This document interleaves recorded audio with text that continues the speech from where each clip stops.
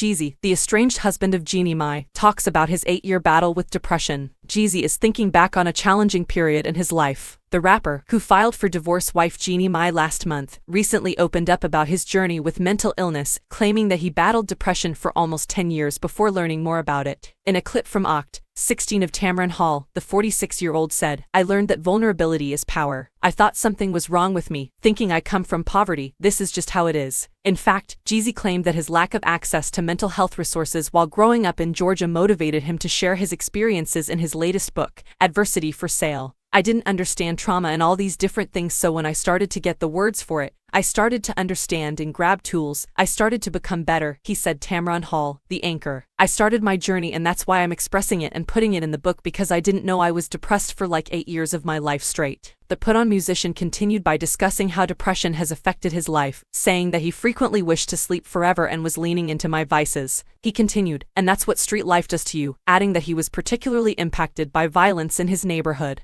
You simply get numb when you lose 200, 300, 400 people who are gone for good. And I was perplexed as to why I couldn't connect with my feelings. Thank God for my kids, but there was a period I was just chilly," the musician remarked, referring to his children, who include his and Mai's 20-month-old daughter Monaco Mai Jenkins. "I was called Young Jeezy back then." After being married to the co-host of The Real for more than 2 years, he filed for divorce from her on September 14th. The former couple had been living in a bona fide state of separation, the court ruling stated. He said that there was no hope for reconciliation and asked for joint possession of Monaco's physical and legal affairs. The 44-year-old later released a message on healing the following month. However, Mai's representative at the time chose not to react to E! News request for comment.